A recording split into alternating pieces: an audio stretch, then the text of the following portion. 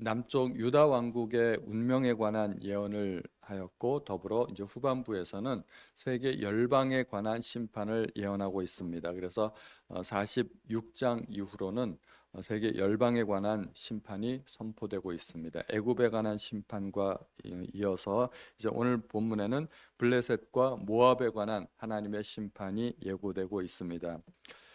블레셋을 하나님께서 심판하기 위해서 역시 바벨론을 들어 사용하십니다.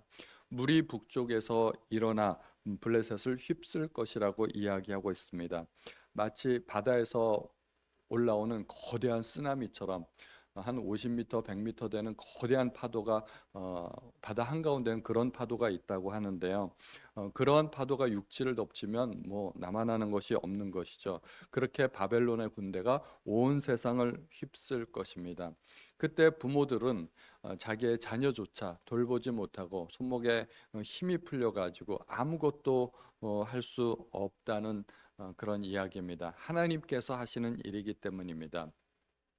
블레셋은 원래 가나안 땅의 토착 민족이 아닙니다. 원래 해양 민족인데 어느 순간에 해변가에 5개의 성읍을 정하고 거주하게 된 민족입니다. 가사, 아스돗, 아스글론, 가드, 에그론 이렇게 5개의 성읍을 중심으로 연방 국가를 이룬 것이죠. 5개의 도시 국가들이 연합해서 연맹체를 이룬 도시 국가들이었습니다. 그런데 여호수아 때 이스라엘 민족과 여호수아가 가나안 지역을 점령하면서 거의 대부분의 땅을 점령을 했는데 블레셋의 이 5개 지역만큼은 점령하지 못하고 내버려 두게 됩니다. 땅 면적으로 보면 한 2% 정도밖에 안 되는 아주 작은 땅이라고 합니다. 이러한 작은 땅들을 그냥 정복하지 않고 내버려 두었던 것이죠. 그랬더니 이 블레셋이 끊임없이 이스라엘의 대적이 되었고 옆구리에 가시가 되어서 이스라엘 민족을 괴롭혔습니다. 사사 시대에는 삼손이 두 눈을 뽑히게 된 것이 블레셋 사람들에 의한 것이죠. 엘리 제사장 때는 블레셋과의 전투가 벌어져서 두 아들이 죽고 또 법궤를 빼앗기는 그런 수치스러운 일을 당하게 됩니다. 골리앗도 블레셋 가드 사람이었습니다.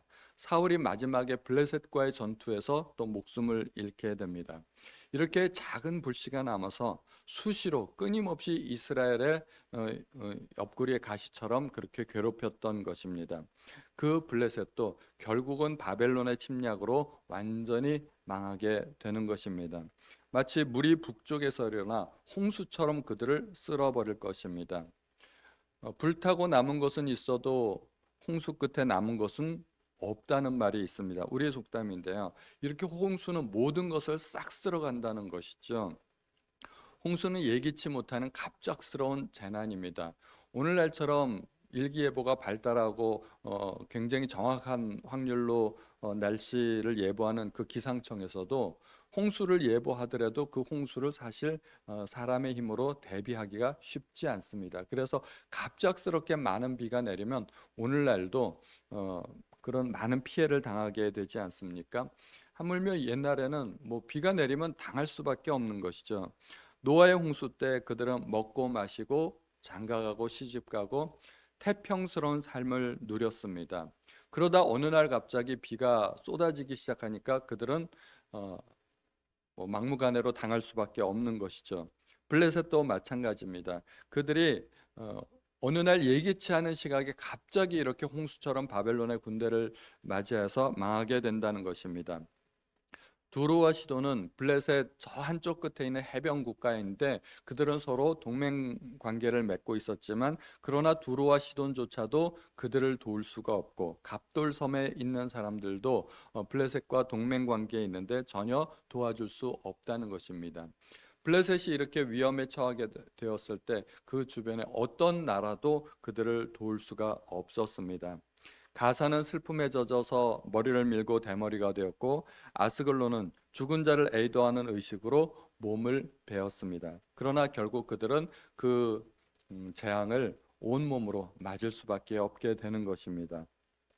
48장에서는 모압에 관한 심판이 선언되고 있습니다. 여러 도시들이 나오는데 기라다임, 느보, 미스갑, 헤스본, 만멘, 호로나임, 루힛 뭐 여러 성읍들이 나오는데 이 성읍들이 모두가 모압의 성읍들인데 하나같이 다 망하게 된다는 것입니다. 모압이 망하는 이유는 7절에 보면 내가 내 업적과 보물을 의뢰함으로 너도 정복을 당할 것이요. 업적과 보물을 의뢰한다는 것입니다.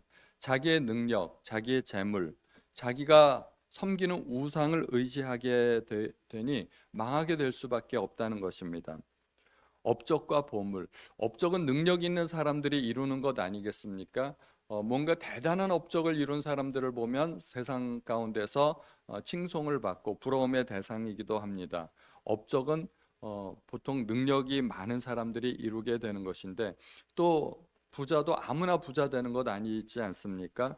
보물은 정말 그것도 능력 있는 사람들이 모으는 것인데 이러한 것들이 대단한 것 같지만 정말 위기의 순간에는 생각보다 힘이 없다는 것입니다. 결정적인 순간에 생각보다 능력이 없습니다.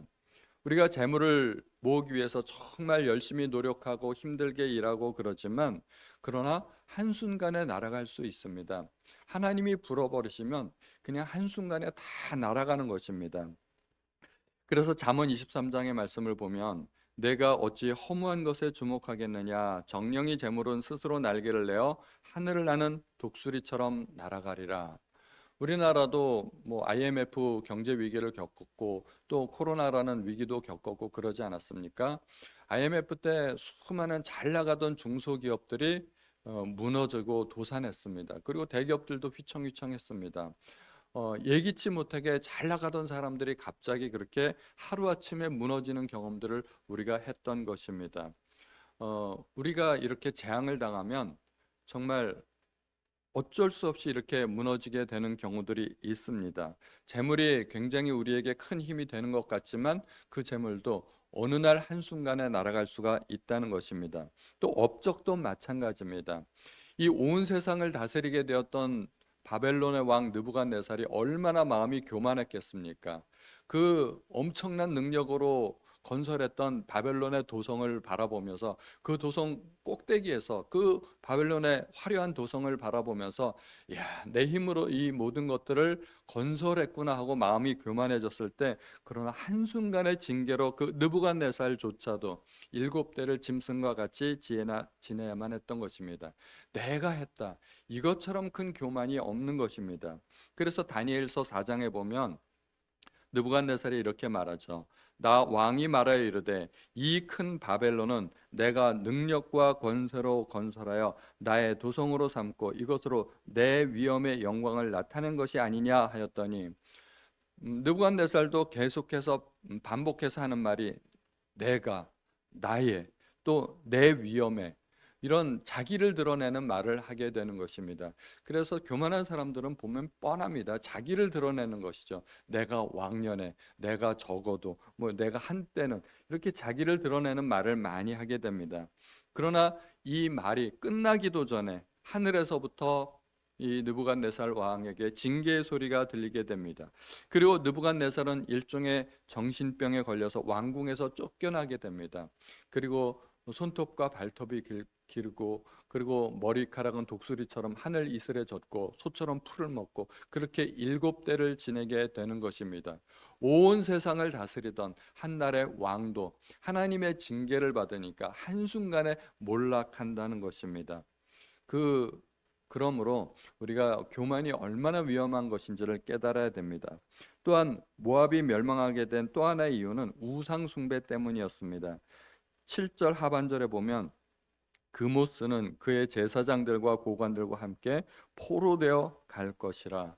그모스는 그들이 섬기던 우상인데 인신제사를 받던 제 우상이었습니다.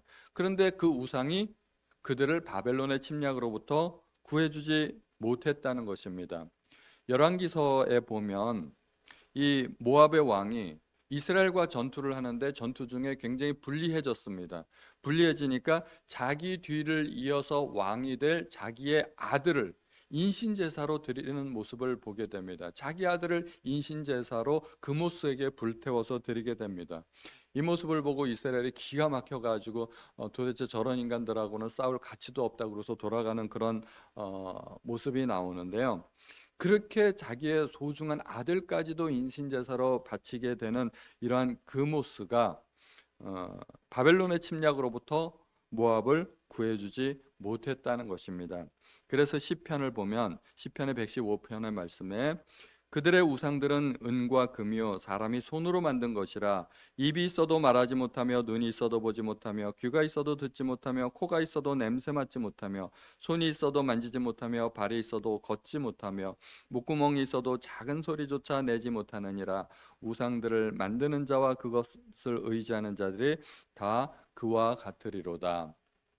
우상은 아무런 능력이 없다는 것입니다. 우리가 하나님을 섬기지 않으면, 하나님을 올바로 섬기지 않으면 우리의 마음속에도 어느덧 나도 모르는 사이에 우상을 섬길 수가 있습니다. 사람이 우상이 될 수도 있고 나 자신이 우상이 될 수도 있고 또는 세상의 부귀영화, 재물, 권세 이런 것들이 우상이 될 수도 있습니다. 그러므로 우리는 하나님만 열심히 섬기는 주의 모든 백성들이 되시기를 주님의 이름으로 축원드립니다. 우리 함께 기도하겠습니다. 하나님 아버지, 오늘도 저희에게 주신 말씀을 인하여서 하나님 앞에 감사드립니다. 하나님은 온 세상의 하나님이시고 온 세상의 심판주이십니다. 하나님께서 유다 왕국과 온 세상을 바벨론을 통하여 심판하셨듯이 또 언젠가 한 번은 온 세상을 심판하실 것입니다. 그때는 불로써 세상을 심판하실 것이고 정말 한 사람도 한 민족도 하나님 앞에 그 심판을 면할 사람이 없을 것입니다.